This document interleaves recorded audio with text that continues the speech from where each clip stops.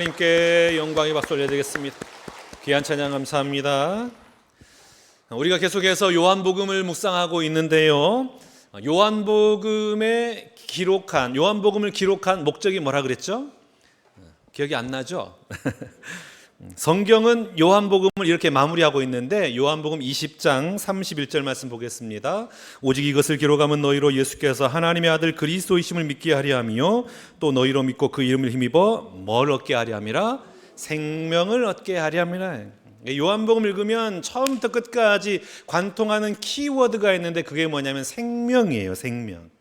이렇게 보면은 2장을 보면은 기쁨이 끊어진 가나 혼인 잔치에 영원한 기쁨의 생명의 포도주를 공급하시고, 3장에 가면은 원래 그 율법 아래에 영적으로 죽어 있던 니고데모가 지금 거듭남의 그 생명의 은혜를 경험하고, 4장에 가면은 세상 그 어떤 것으로도 채울 수 없는 욕망 덩어리인 사마리아 여인에게 영원히 목마르지 않은 생수가 공급되어지고, 그리고 5장에 가면은 죽음의 그림자 속에 38년 된 병자가 놓여져 있었는데 그 병자를 다시 살려내시고, 그리고 6장 초반에 보시면은 굶주린 영혼, 아무런 인생의 소망이 없는 굶주린 영혼에게 오병이어로 풍성한 생명의 은혜를 공급하시고, 그러니까 요한복음은 뭘 강조하고 있냐면 생명이에요. 전부 생명 이야기인 거예요. 예수님이 가는 곳마다 죽음이 떠나가고 생명이 임한다. 이걸 강조하는 게 요한복음입니다. 그런데 오늘 본문 말씀을 보면은 이 생명 이야기가 이제 최절정을 맞이하게 되는데, 지금까지 예수님은 생명을 주시는 분이셨어요. 생명이 필요한 자에게 생명을 공급하시는 분이셨는데, 오늘은 한 걸음 더 나아가 이렇게 선언하는 거예요. 내가 곧 생명의 떡이다. 내 살을 먹고 내 피를 마셔라. 생명을 주시는 분이신 예수님이 이제 생명 자체이심을 선언하고 계신 겁니다.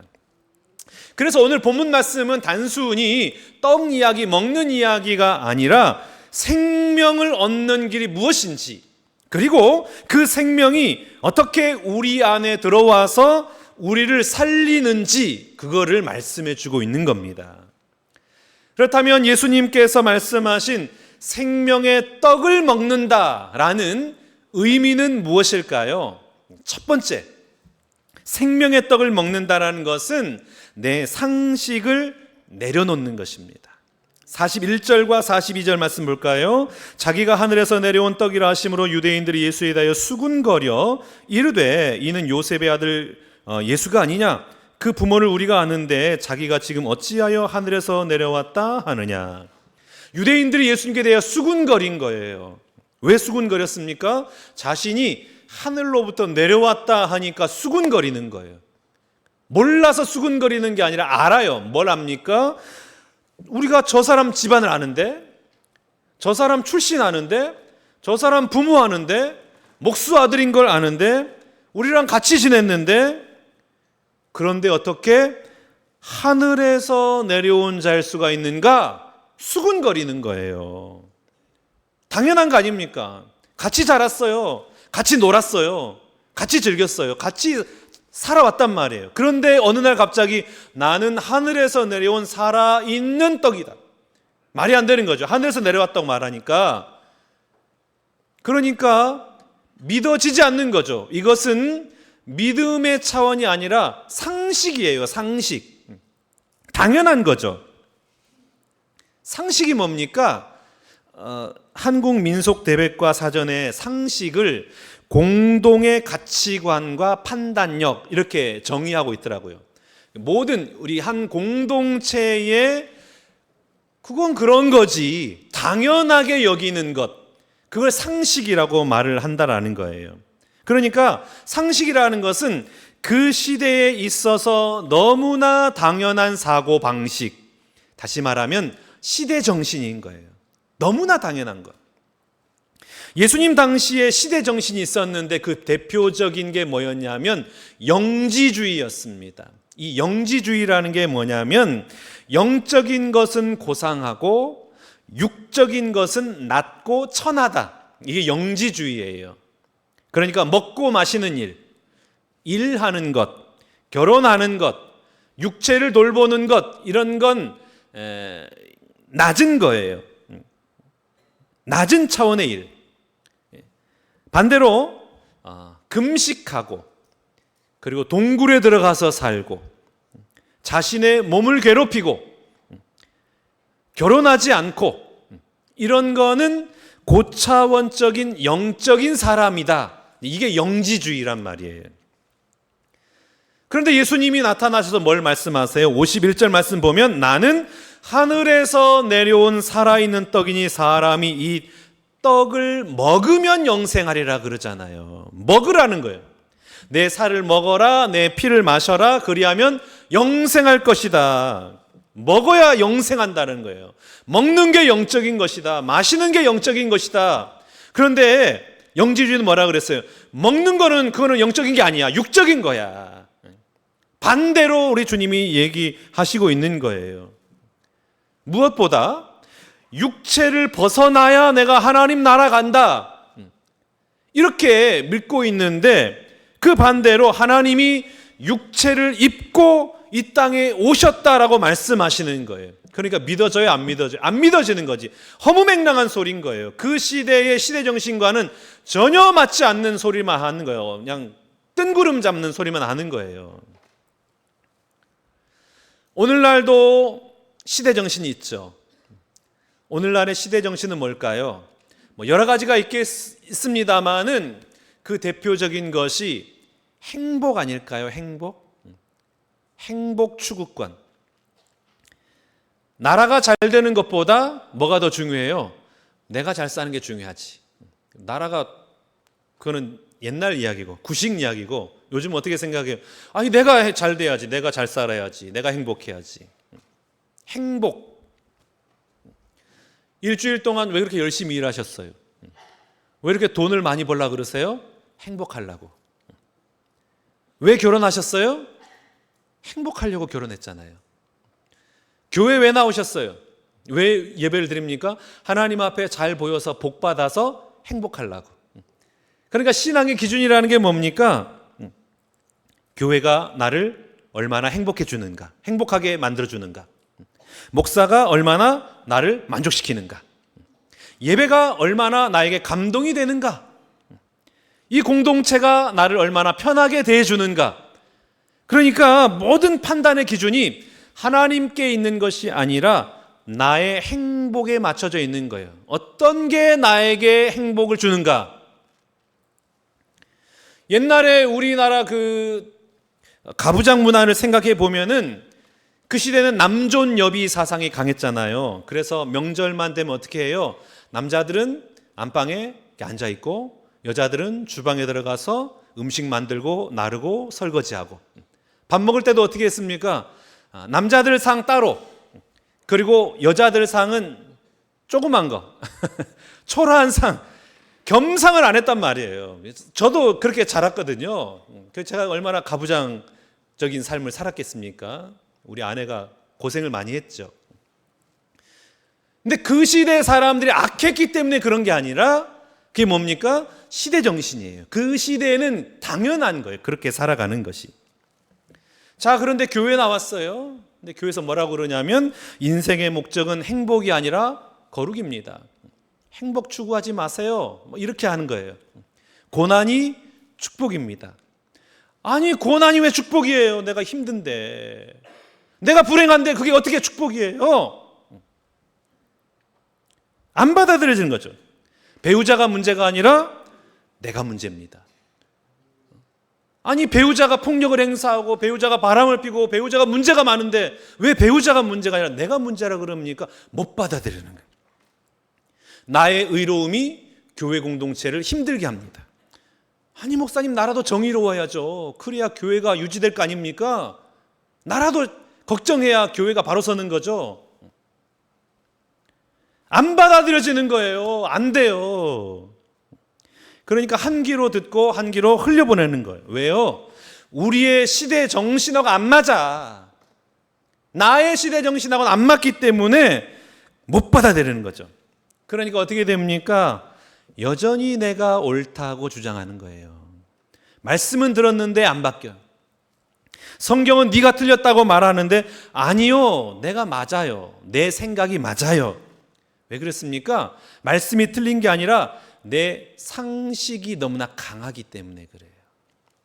그러니까 가정에 들어가서도 여전히 배우자가 문제다. 저 사람만 바뀌면 우리 가정은 행복하다. 우리 자식만 정신 차리면 우리 가정에는 아무 문제가 없다. 자녀를 정말 사랑한다고 그래요. 자녀를 사랑한다고 하는데 자녀가 내 뜻대로 안 움직여요. 공부도 안 하고 직장도 못 구하고 결혼도 안 하고 자기 마음대로 살아가. 그럼 어떻게 합니까? 속이 막 뒤집혀가지고 불같이 화를 내죠. 이 화내는 게 다 너 잘 되라고 하는 소리야. 왜 그랬습니까? 자녀가 내 것이라고 생각하니까 그런 거예요. 그러니까 우리는 행복을 추구한단 말이에요. 행복을 추구하면 추구할수록 행복은 우리에게서 멀어지는 거예요. 오늘 예배하는 여러분 안에 있는 상식은 무엇이 있습니까? 돈이 있어야 행복하죠? 내 자녀는 반드시 성공해야 합니다. 손해를 보면 그건 바보 같은 사람이에요. 나를 무시한 사람은 반드시 되갚아줘야 됩니다. 나는 피해자입니다.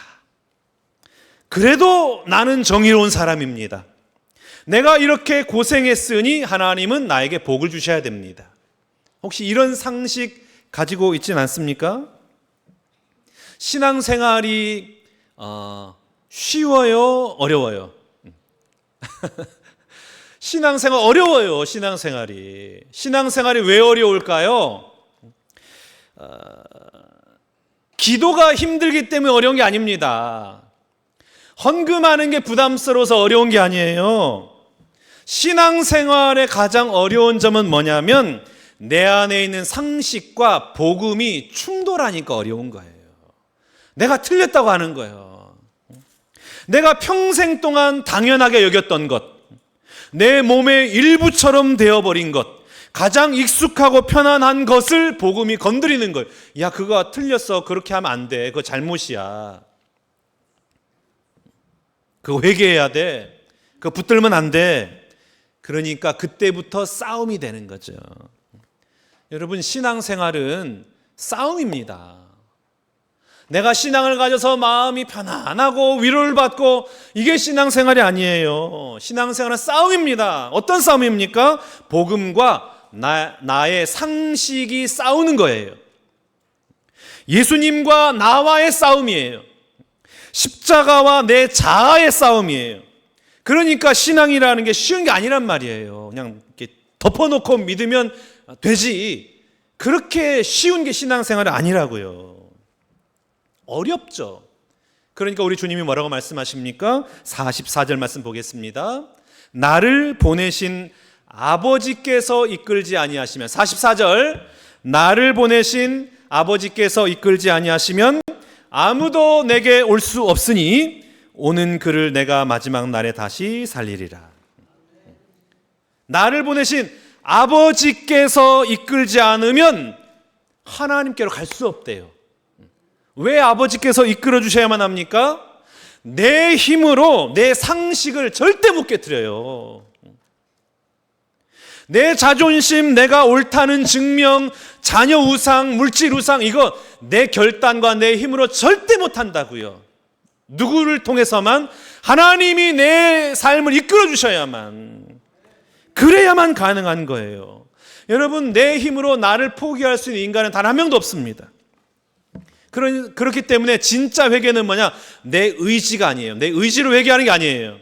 내가 잘못했습니다. 하나님 용서해 주세요. 이 차원이 회개라고 말할 수 없는 거예요. 회개는 뭐냐면 성령의 강권적인 역사예요. 어느 순간 그게 믿어지고 깨달아지고 그게 들려지는 거예요. 늘 항상 내 남편이 문제라고 생각했는데 말씀을 듣는 순간 어느 순간 남편이 문제가 아니라 내가 문제였구나 깨달아지고 믿어지는 거예요. 이게 성령의 강권적인 역사인 거예요. 평생 동안 붙들었던 내 상식이 이게 상식이 아니라 우상이었구나 깨달아지는 거예요. 그래서 회개가 터지는 거죠. 그러므로 회개는 내 의지로 못해요.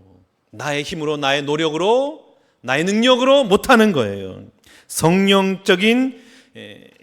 강권적인 역사가 우리를 회개케 하시고 눈을 뜨게 하시는 겁니다. 그래서 여러분, 우리가 예배 때마다 뭘 기도해야 됩니까? 하나님 복 주세요. 하나님 이것 좀 해결해 주세요. 그만 좀 하세요. 해도 너무해. 줄 만큼 줬잖아요. 굶어 죽는 사람 없잖아. 근데 또 주라고. 100원 달면 1000원 달라고 그러고, 100만 원 주면은 1000만 원 달라고 그러고, 언제까지 주라고 그럴 거예요? 끝이 없어요. 뭘 위해서 기도해야 됩니까? 주여 역사해 주옵소서. 깨닫게 해 주옵소서. 말씀이 들려지게 하여 주옵소서. 나에게 은혜 베풀어 주옵소서. 여러분, 복 중에 진짜 복은 뭐냐면 하나님 만나는 복입니다. 물질은 사라져요. 그 좋은 감정 다 사라져요. 하나님의 은혜를 체험하면 그것이 내 삶을 붙드는 기반이 되어서 어느 곳에서든지 하나님의 은혜 때문에 기뻐하고 감사하고 감격할 수가 있는 겁니다. 그러니 여러분, 오늘 예배한 여러분 가운데 내 상식이, 내 기준이 완전히 깨트려지고 말씀이 깨달아지는 은혜가 임하여 나를 다시 살리는 진짜 생명의 은혜가 임하시기를 주님의 이름으로 축복합니다. 두 번째, 생명의 떡은 자기 의가 무너질 때에 먹을 수가 있습니다. 53절 말씀 볼까요? 예수께서 이르시되 내가 진실로 진실로 너희에게 이르노니 인자의 살을 먹지 아니하고 인자의 피를 마시지 아니하면 너희 속에 생명이 없느니라. 시대 정신도 참 무섭지만은 더 무서운 것은 무엇이냐면 개인의 상식이에요. 내가 평생 동안 살아오면서 형성한 나만의 사고방식, 그 중에서도 가장 깨뜨리기 어려운 것이 있는데 그게 뭐냐면 자기 의로움이에요. 사도 바울을 보세요. 사도 바울이 예수 믿는 사람을 죽였잖아요. 예수 믿는 사람을 죽이는 것을 하나님의 뜻이라고 믿었어요. 그래서 얼마나 열심히 살았습니까? 얼마나 확신이 있었습니까? 그 어느 누구보다도 자신은 하나님을 사랑하는 사람이라고 믿었단 말이에요. 그런데 다메섹 도상에서 부활하신 예수를 만나죠. 사울아 사울아 네가 왜 나를 박해하느냐. 이 한마디에 바울의 세계가 무너져 버리죠. 내가 평생 동안 정의라고 믿었던 것, 신앙이라고 믿었던 것, 하나님을 위한 열심이라고 믿었던 것이 오히려 하나님을 박해하고 예수님을 박해하는 일이었구나, 이게 깨달아진 거예요. 이게 죄였다라는 것이 드러나는 거죠. 그래서 그날 바울은 무너져요. 완전히 무너져 버립니다. 그런데 그 무너짐이 바울에게는 은혜의 사건이요 구원의 사건이 된 거예요. 제가 가장 듣기 싫어하는 단어, 말, 그게 뭐냐면은 싹군 목사입니다. 돈 밝히고 돈이나 따르고 자기 안위만 챙기는 가짜 목사, 이게 싹군 목사잖아요. 그래서 제가 목회를 시작할 때 가장 중요하게 여기는 가치가 있었는데 그게 뭐냐면 청빈이었어요. 목회자는 자고로 검소하고 가난해야 된다. 여러분도 그렇게 생각하고 계시잖아. 목사는 가난해야 돼. 목사는 못 살아야 돼. 목사는 힘들어야 돼. 그렇게 믿고 있잖아요. 자고로 목사는 검소하고 자고로 목사는 청빈해야 돼. 그게 저의 모토였단 말이에요. 그래서 소비를 잘 안 했어요.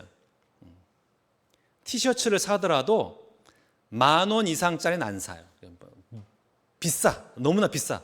청바지도 2만 원 넘어가면 아니 바지가 왜 이렇게 비싸? 못 사는 거예요. 막 손이 바들바들 떨려가지고 아끼고 또 아끼고 막 검소했어요. 검소함이 저의 삶이었어요. 소비를 안 했어요.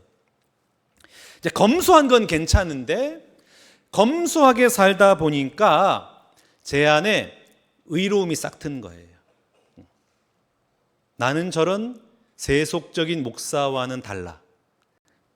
나는 적어도 돈을 밝히는 싹군 목자는 아니잖아. 그래서 얼마나 이 비난의 칼을 휘둘렀는지 모릅니다. 저 사람은 왜 저렇게 돈을 좋아할까? 저 목사는 왜 저렇게 세속적일까? 저 양반은 왜 저렇게 야망덩어리일까? 그러니까 제 기준에 미치지 못하는 사람들은 다 죄인인 거예요. 싹군이 되기 싫다는 그 열망이 어느새 나의 의로움이 되어가지고 수많은 사람들을 정죄하는 그냥 남봉꾼이 되어 있는 거예요. 그런데 어느 날 성령께서 저의 민낯을 이제 보여주셨는데, 사실은 이제 제가 청빈하려고 하는 이유가 뭐였느냐? 너 정말 하나님의 영광을 위해서 목사다운 목사, 목회를 잘하려고 청빈의 삶을 살아가느냐? 아니면 네가 살아가는 환경이 가난한 거냐? 이거를 보여주시는 거예요. 그래서 제가 가난했거든요. 너무나 가난하니까 선택지가 없어요. 가난하게 살아야 돼요. 좋은 것을 마음껏 소비해 본 적도 없고 좋은 곳을 여행해 본 적도 없어요. 넉넉하게 여행해 본 적이 없는 거예요. 그러니까 저의 결핍과 이 가난을 아주 고상한 영성으로 포장한 거예요. 청빈해야 돼. 나는 가난하니까 청빈은 쉽거든요. 청빈해야 돼. 하나님 물으시는 거예요. 야, 이 목사 너 정말 돈 싫으냐? 너도 돈 좋아하잖아. 너도 대접받고 싶고 남들처럼 넉넉하게 누리고 싶잖아. 너도 인정받고 싶고 너도 성공하고 싶고 남들 앞에 출세해서 떵떵거리고 싶은 그 욕망이 그 마음 안에 펄떡펄떡 뛰고 있잖아. 그 음성을 듣는데 제가 들켜가지고 그동안 의인 행세하면서 그냥 칼부림했던 저의 모습이 너무나 부끄러운 거예요. 막 쥐구멍이라 들어가고 싶더라고요. 너무나 부끄러운 거예요. 하나님 맞아요. 하나님 맞습니다. 저도 돈 너무나 좋아하고 남들보다 훨씬 더 잘 누리고 싶고 인정받고 싶고 영향력 있는 목사가 되려는 야망덩어리 맞습니다. 그거 숨기려고, 그 야망 숨기려고 의인 행세하고 위선의 가면을 쓰고 살아온 진짜 죄인 맞습니다. 인정이 되더라고요. 인정이 돼요. 여러분, 이게 인정이 되니까 더 이상 정죄를 못 하겠어요. 탐욕스러운 그 목사를 보더라도 내가 더 탐욕스러운데? 아무리 돈 밝히고 세속적인 목사를 보더라도 그 목사의 모습이 내 모습인데? 이게 깨달아지고 이게 보이니까 정죄를 못하는 거예요. 정죄를. 그런데 놀랍게도 내 의로움으로 가득 차 있을 때는 십자가가 그냥 지식이고 교리였고 남을 정죄하는 수단이었는데, 내가 얼마나 돈을 밝히고 세속적인 인간이라는 것이 인정이 되니까 그 십자가가 나 같은 위선자도 나 같은 죄인도 구원하시기 위해서 상하고 찢긴 구원의 십자가구나, 은혜의 십자가구나, 사랑의 십자가구나, 비로소 인정이 되고 그 십자가가 들어오더라고요. 은혜가 되는 거예요. 여러분, 오늘 우리가 교회에 다닌다고 하면서 예수를 믿는다고 하면서도 얼마나 많은 정죄와 혐오의 언어를 사용하고 있는지 몰라요. 지난 수요일에 지방선거 했습니다만 아무튼 정치 이야기만 하면은 그 예수 필요 없어. 예수는 저 뒷방에 가고, 가족도 필요 없어요. 믿음의 동료 그게 뭐가 중요해? 나랑 색깔이 다르면은 그때부터는 그냥 정죄하는 거예요. 비난하는 거예요. 하나님의 이름 들먹거리면서 하나님이 그렇게 하지 않는다고. 하나님이 언제 그런 얘기 했어요? 아무튼 정치 이야기만 하면은 사람들이 헷갈려 가더라고. 왜 그렇게 비난하고 정죄하고 혐오하는 것을 당연하게 여길까요? 배가 불러서 그래요. 배가 불러서. 뭘로 배가 불러요? 자기 의로움이라는 가짜 양식으로 배가 불러가지고 다른 사람들을 씹고 뜯고 정죄하느라 입이 바빠요. 그러니까 그 입으로 진짜 생명의 양식인 예수를 못 먹어. 그러니까 정죄하고 비난하고 혐오하고, 이게 너무나 당연한 거죠. 오늘 예배당에 앉아있는 여러분 안에는 어떤 의로움이 지금 자리 잡고 있습니까? 배우자를 보며, 직장 동료를 보며, 교회 안에 누군가를 바라보면서 속으로 정죄의 칼을 휘두르고 있는 것, 그건 뭐가 있을까요? 나는 그래도 저 사람보다는 괜찮잖아. 나는 저 인간처럼 돈을 밝히진 않잖아. 나는 저 인간처럼 무책임하진 않잖아. 나는 그래도 괜찮은 사람이잖아. 여러분, 바로 그 생각, 내가 저 인간보다 낫다는 그 추악한 영적 우월감과 가짜 착함이 예수의 살과 피를 자꾸만 밀어내는 가짜, 가장 무서운 영적 암덩어리인 것을 아십니까? 내가 의인인데 무슨 예수님의 피가 필요해요? 내가 옳은데 무슨 예수의 생명의 떡이 필요하겠어요? 필요 없는 거예요. 내가 맞거든요. 예수님 당시 무리들도 똑같았습니다.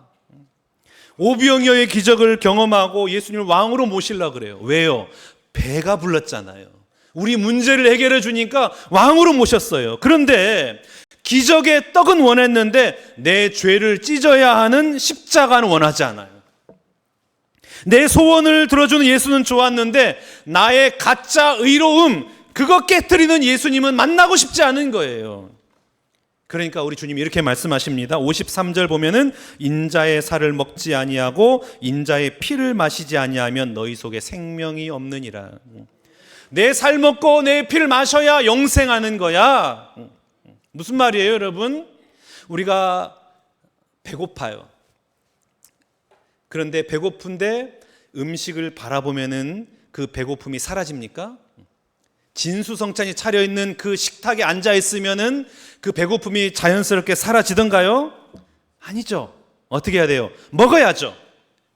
먹고 씹고 삼켜야 그게 내 살이 되고 내 피가 되고 에너지가 되어서 일어나는 거거든요. 믿음도 마찬가지인 거예요. 교회에 나와서 예배드리고 봉사한다고 그게 믿음이 아닙니다. 내가 예수님 존경하고 예수님에 대해서 알고 있는 것, 성경 읽었다, 이게 믿음이 아니에요.